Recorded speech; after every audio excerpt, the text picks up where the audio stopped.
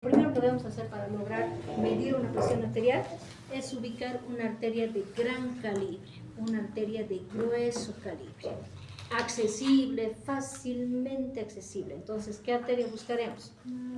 Esta de aquí, que se llama arteria braquial, ¿verdad? Una arteria que está justo en el canal de la porción del bíceps y el tríceps, en el sur, ¿verdad? Ok, arteria braquial, arteria de gran calibre, ¿ya? Arteria braquial. Bien, ahora, esta arteria a los lados está rodeada de tejido blando, ¿verdad? Después del endotelio todavía tenemos tejido muscular, tejido o ácidos grasos, tejido celuloso cutáneo y epitelio. ¿Vale? Hay tejidos blandos a ambos lados, ¿verdad? Ahora, para lograr primero medir la presión, lo primero que debo hacer es ejercer compresión externa. Compresión externa. ¿Con qué voy a ejercer compresión externa? Tensiómetro. No con todo el tensiómetro, con el manguito del tensiómetro, ¿verdad? Entonces, con eso no me encontraba, ya está. Okay. Compresión externa. Entonces, necesito comprimir externamente, ambos lados del vaso, ¿ya? La compresión debe ser sobre el vaso, no quiere decir sobre todo el brazo, sobre la arteria. Si ustedes se fijan en los tensiómetros, este manguito, este es el manguito del tensiómetro, tiene un neumático dentro, engomado, que permite insuflar aire y generar a través del aire presión, insuflando un neumático. El neumático no está en todo el manguito, está solamente en una cara del manguito que está marcada por flechas. Aquí está el neumático, ¿ven? Aquí está la entrada por las mangueras y hasta aquí se insufla. Aquí ya no hay nada, esto no se va a insuflar, ¿no es cierto? Entonces, si nosotros insuflamos, estamos ejerciendo fuerza sobre ese neumático, ¿eh? Ahí. Entonces, ¿por qué debo saber esto? Porque al tiempo de acomodar la posición del manguito del tensiómetro, si usamos el brazo derecho, ¿ya? Derecho, la flecha que dice brazo derecho, right arm, ¿verdad? Debe coincidir con la posición de la arteria braquial, o sea, este manguito debería ir aquí, ¿verdad? Si uso el brazo izquierdo, la flecha que dice brazo izquierdo tendría que coincidir con la arteria braquial del lado izquierdo. ¿Y cómo hemos visto poner a otros el tensiómetro? A este lado, ¿verdad? Sí. Comprimiendo el otro lado. Hay compresión, pero del otro lado, ¿quién sabe qué arteria? Nadie, ¿verdad? Entonces, mala posición. Si tiene una sola flecha, el manguito tiene justo el neumático al centro. Entonces, listo, la flecha coincide con la arteria braquial, independientemente del brazo, ¿ya? Entonces, primer error a corregir, poner en el lugar correcto el manguito del tensiómetro, ¿ya? Ok, ahora, una vez que nosotros hemos ejercido presión externa, en pulso habíamos dicho que la arteria, por su elasticidad, por su capacidad de resistencia, tiene una propiedad. ¿Cómo se llama esa propiedad? Que hemos dicho que no la íbamos a medir en pulso, pero sí en presión arterial. Tensión o dureza. ¿Qué significa tensión o dureza? Que la arteria es capaz de resistir a una compresión externa y soportar una presión externa o soportar la presión del ventrículo izquierdo. Por eso es que se genera la onda pulsátil, porque tiene tensión o dureza, ¿no? Entonces, cuanto más comprima, la arteria va a defenderse. ¿Cómo es que va a defenderse? Va a empezar a crear presión de dentro hacia afuera, porque de afuera adentro está sufriendo presión externa. Si yo empujo a su compañero, así, lo mínimo que espero es que él, una de dos, ponga una mano a la mesa y no se caiga, o ponga su mano hacia mí y me devuelva el empuje. Eso va a hacer que le evite caer al piso, ¿verdad? Como va a ser lo otro, no quiero probar. Entonces está ofreciendo resistencia a una compresión, ¿verdad? Está defendiéndose. Entonces, nuestro vasito hace lo mismo, ejerce resistencia. En un momento de ellos, en cuanto la presión externa sea muy alta, demasiado alta, el vaso no va a poder resistir esta presión. ¿Qué va a hacer? va a dejar de ejercer fuerza y se va a notar porque el pulso va a perderse. Entonces, cuando yo deba insuflar, lo primero que debo hacer es medir primero el pulso del paciente. Tomo pulso radial. Ejerzo compresión en el brazo, en la arteria braquial. Insuflo.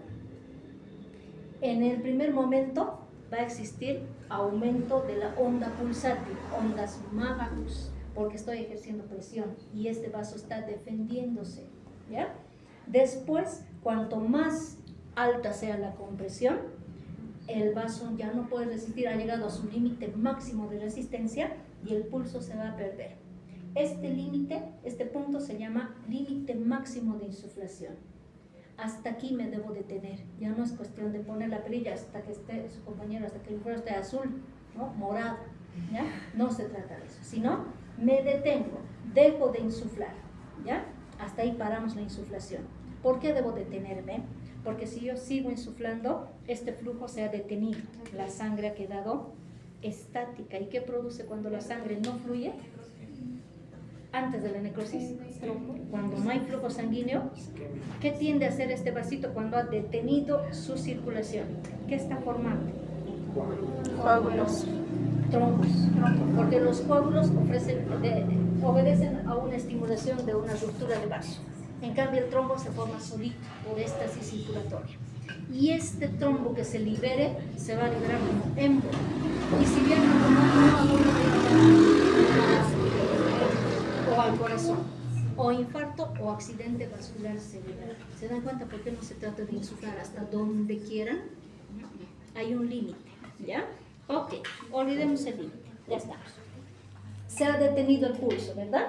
No se ha detenido el pulso a nivel braquial, pero sí a nivel radial, ¿de acuerdo? Ahora, empiezo a abrir la perilla de insuflación, libero la perilla para abajo y empiezo a bajar la compresión. Bajo esta compresión extrema, que ha sido demasiado alta, ¿ya? Ahora, estoy permitiendo que el vaso otra vez responda. Está ejerciendo fuerza de resistencia a la compresión externa. En este momento en el que la presión la resistencia del vaso sea mayor o igual a la compresión externa, el vasito va a ser capaz de empujar sobre las paredes de los tejidos blandos y va a golpear sobre estas paredes. En ese momento se van a producir ruidos. Entonces pongo mi fonendoscopio, que no sé dónde está, aquí. Pongo mi fonendoscopio a la arteria braquial y empiezo a escuchar. ¿Qué escucho? Ruidos, ruidos. Cuando la presión del vaso sea mayor a la compresión externa, esta presión es la presión de eyección, la máxima. Entonces, la aparición del primer ruido que aparezca me va a medir presión máxima. Luego, los ruidos van a aumentar más fuertes, más nítidos, todavía es presión máxima. Luego, a medida que sigo bajando, desinsuflo, quito el aire, la presión de acá va a inhibirse. Ahora, ¿necesita el vaso defenderse? Ya no, porque nadie está agrediendo, ¿verdad? No es que el ruido va a agarrar y me empuja, ¿verdad? Solo va a defenderse mientras yo lo agreda. Pero cuando yo deje de presionarlo, entonces él está tranquilito, ¿verdad? Acción, reacción. Si no hay efecto de estimulación, no hay respuesta. Entonces, cuando ya no exista compresión externa, esto se perdió, el vaso deja de defenderse, se pierden los ruidos y desaparecen los ruidos. En este momento marcamos la presión diastólica. Cuando empiezan los ruidos, presión sistólica. Y cuando estos desaparecen, presión diastólica. Estos ruidos se llaman ruidos de Korotkoff. Solo aparecen cuando la presión externa ha equilibrado a la resistencia del vaso de dentro hacia afuera, probando su tensión o dureza, ¿no?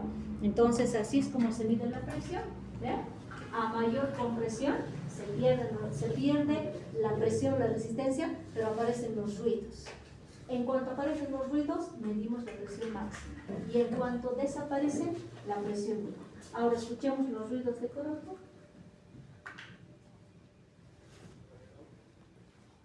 Primero, ¿qué hacemos? Ubicar la arteria braquial.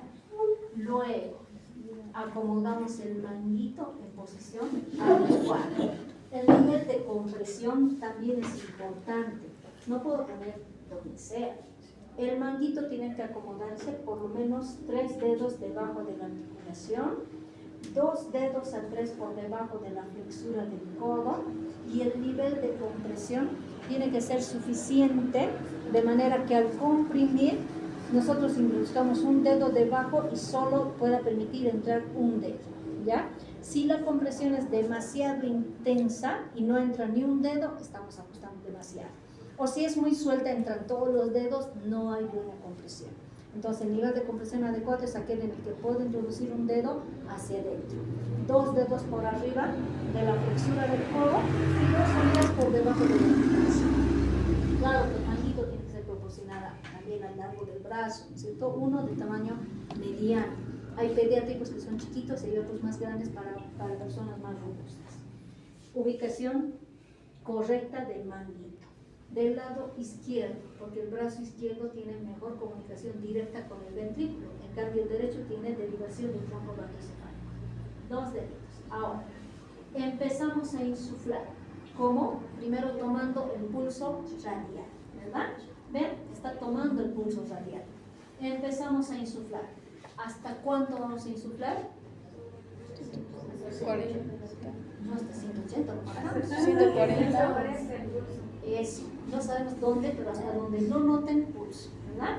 Y de ella empezamos a liberar ahora la perilla de insuflación. Ahora escuchemos. ¿Parecieron los ruidos? Sí, ¿verdad? Ahora son nítidos. Segunda fase sordos, tercera nítidos, bastante fuertes. En la cuarta débiles y en la última desaparecieron, ¿verdad? Entonces, la fase 1, que es la aparición de los ruidos de Korolkov, marca la presión sistólica. Y la fase 5, cuando desaparecen los ruidos, la presión diastólica. ¿Se entiende entonces el fundamento? ¿Se entiende el fundamento? ¿Cómo lo podrían escribir ahí en unas cuatro palabritas o 5 o una línea? A ver, no está tan complicado. ¿Cómo es que explicamos el fundamento de la presión arterial? Primero se va a buscar una arteria de gran calibre y luego vamos a acomodar con el manguito y vamos haciendo lo que es la presión, tomando el pulso hasta que desaparezca el pulso. Pero hasta ahí todavía no hemos medido presión, ¿verdad? Ya, está bien el comienzo. Sobre una arteria de gran calibre ejercemos presión externa hasta que el pulso desaparezca, que es nuestro límite máximo de insuflación. Luego liberamos la compresión externa y escuchamos hasta que aparezcan los ruidos de Korolkov. Aparece el primer ruido, marca la presión sistólica. Desaparecen los ruidos, presión diastólica. ¿Ya está? Eso es fundamento, ¿ya? Eso es fundamento. Entonces, así es como logramos escuchar los ruidos cardíacos. Luego vienen las técnicas, cómo escuchar. Los ruidos cardíacos, la presión arterial se puede medir bajo 3 técnicas. 1, método palpatorio. Otro, método auscultatorio. Tercero, método mixto, que es a la vez palpatorio y a la vez auscultatorio. ¿Cuál vamos a usar? Auscultatorio y mixto, o sea, palpatorio y auscultatorio mixto, ¿ya? ¿Cuándo hacer el método palpatorio? Cuando no tenemos un fonendoscopio, que no por eso no podemos medir la presión. ¿Cómo hacer el método palpatorio? Únicamente en los 3 casos ubicar el manguito. Présteme un bracito, por favor. Al paciente lo tenemos que ubicar en un asiento cómodo donde pueda apoyar la espalda, se van a sentar.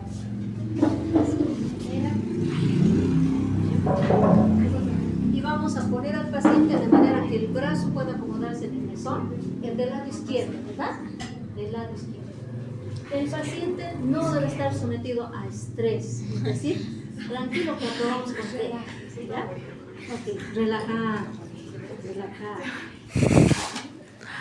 Es que no se recuerda. El celular está cerca, nadie lo está viendo, ya está. Y el brazo izquierdo, ¿verdad? A la altura del tórax. Espalda bien apoyada atrás, pies no cruzados, rectitos, ¿ya? Rectitos. ¿Cómo acomodamos el tensiómetro? Primero ubicamos la arteria braquial. donde lata. Esto ya hicieron esta práctica, ¿verdad? Voy a buscar en la casa el pulso braquial. Ubicamos el pulso braquial aquí. Brazo izquierdo. La flecha coincide con la posición de la arteria braquial. Ajustamos, damos la vuelta y cerramos. 2 o 3 dedos debajo de la articulación, 2 dedos arriba de la flexura y un dedo hacia adentro. ¿Está bien ajustado? Sí, tendrían que estar, ¿no? Ok. Ahora, manómetro al frente. ¿Qué debemos tener de cuidado en el manómetro? Que esté bien calibrado. Significa que el manómetro, la aguja tiene que estar marcando 0. Si no está marcando 0, no está calibrado, ¿ya? Segundo, las mangueras bien ubicadas y la perilla a la derecha, si está acomodada, cerrada. ¿Hacia dónde la abro? Hacia abajo. ¿Hacia dónde la cerramos? Arriba, en sentido horario. Apertura, antihorario, ¿ya? Está cerrado. Comprobamos si está planito, ¿ya? Hace rato presionamos para que salga todo el aire, ¿ya? Ya está acomodado. Método palpatorio. Tomamos el pulso radial, y empezamos a insuflar. Cerrado, insuflamos. Ahora los pulsos son más intensos, son magnos, porque ha aumentado la compresión, ¿verdad? Su arteria está defendiéndose, pero todavía hay pulso. Aquí hay pulsaciones aún, no se mueven, eso, y hasta ahí. A este nivel ya no hay pulsación, entonces dejo. En el método palpatorio, lo único que debo hacer es liberar la perilla de insuflación, lentito, no demasiado fuerte. Ahí, vean, la aguja va bajito y espero a ver cuándo aparecen las ondas pulsátiles. Ahí aparece, más o menos a la altura entre 100 y 105. Y ahí se perdió. ¿Qué puedo medir con el método palpatorio? Solo presión sistólica, no diastólica, porque no voy a definir cuánto se perdió, ¿ya? Ahora, método mixto. En el método mixto necesito escuchar los ruidos, entonces acomodamos el tensiómetro con los auriculares adelante, la campana que esté abierta. Resulta que a veces tiene doble, entonces si está cerrada, los ruidos son suavitos, pero si abrimos, entonces son nítidos, ¿ya? Acomodamos y tenemos listos. Ya hacemos lo mismo. Cierro, no deberíamos tomar el mismo brazo, ¿no? Pero ya no vamos a cambiar a otro paciente. Ya me quedo con él. Ok, entonces insuflamos hasta que el pulso desaparezca. Hasta ahí, ya no más de eso, ¿verdad? No quiero provocar un infarto de miocardio. Hasta ahí. Ahora, acomodamos la campana del fonendoscopio a la altura de la arteria braquial. Ahí. Presiona un poquito para asegurar que está ahí. Abrimos. Y escuchamos lentamente cuando aparece. Ojo que no coincide con el movimiento de la aguja. Esto siempre mueve antes. No hay ruidos, aún no. Y ahora sí. Exactamente ahí. Aparece un ruido. Ahora son más fuertes. Los escucha, ¿verdad? Lo siente también. Y ahí son menos. Y ahí se perdieron. Recién suelto, ¿verdad? Entonces, la presión, o sea, los ruidos aparecieron más o menos a la altura de los 103 milímetros de mercurio. Y desaparecieron alrededor de los 68 milímetros de mercurio, o sea, antes de 70, que es el punto medio, ¿verdad? Un poquito baja la presión, ¿no? Ahora, ¿cuáles son las causas de que la presión sea baja?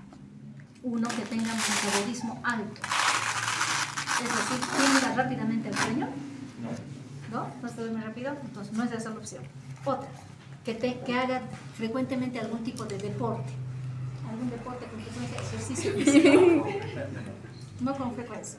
Ok, opción 3. El embarazo también baja la presión. ¿No? Tampoco, ¿no? No. Y cuarto, el consumo de líquidos. A esta hora de la tarde, todavía estamos en la hora después del almuerzo de aquí adelante, no consumimos tanto líquido. El nivel de flujo sanguíneo va a bajar. Es así. ¿verdad? Esa. ¿Se dan cuenta? Entonces la presión puede variar, puede variar.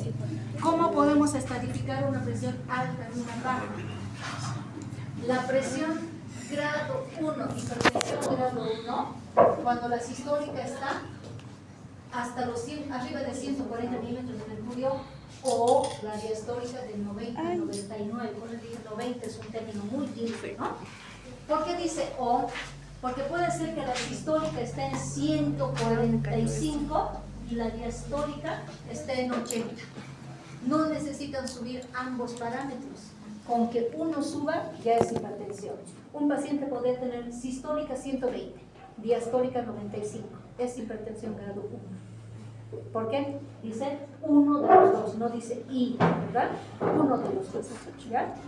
También vieron en la presentación los signos y síntomas, cómo identificar una hipotensión o una hipertensión.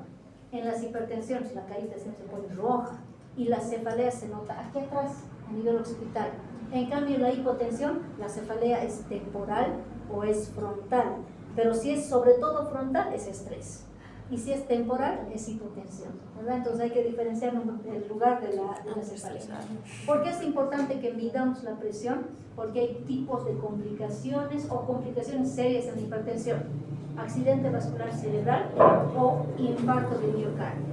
¿Qué tipo de presiones se puede medir? La esencial, que es la hipertensión con la que un paciente puede nacer por una tendencia de alguna enfermedad asociada a alguna alteración del flujo vascular. La secundaria, que es la posterior a los hábitos y a la edad y al estrés y a todos los condicionantes que suben la presión arterial. Esa es la secundaria, la adquirida. Glaucoma, hipertensión solo en el espacio ocular, dentro del ojo, ¿no? Presión intraocular. Y la eclampsia, que es la presión cuando sube a nivel que avanza el embarazo. Esto puede provocar la muerte en la mamá, muerte en el niño. Es importante medir la presión arterial en toda mujer embarazada desde el mes. Debería ir subiendo 1 o 2 milímetros de mercurio máximo. Si una persona tiene una basal de 160, debería ir subiendo 2. Cuando sube a más de 10 o 20 milímetros en los primeros meses, ya es preeclampsia. ¿Qué riesgo produce? El niño puede morir porque hay una vasoconstricción intensa que le quita flujo sanguíneo, el niño sufre hipoxia y por la hipoxia sufrimiento fetal agudo. Muere dentro del útero. O la mamá hace disfunción renal porque fallan todas sus funciones vasculares y la paciente muere. Mueren ambos a veces. Esto es incontrolable cuando sea alterado, ¿no? Entonces, como médicos, toda mujer embarazada tiene que monitorizarse primero la presión arterial, ¿ya? Luego todo lo demás, ¿ya? Ok, las siguientes semanas necesitan hacer monitorización de presión arterial en 30 pacientes, pero primero ustedes tienen que hacer aquí medición de presión arterial, tensiómetro y fonendoscopio para todos, ¿ya? Todos con tensiómetro. ¿Quién se ha traído hoy?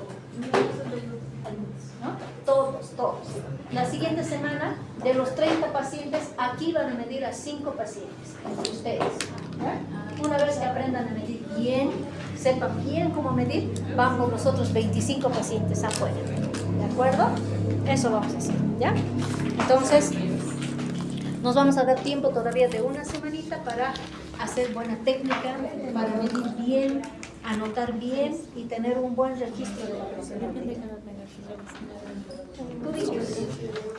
2, 4, 6, 8, 9.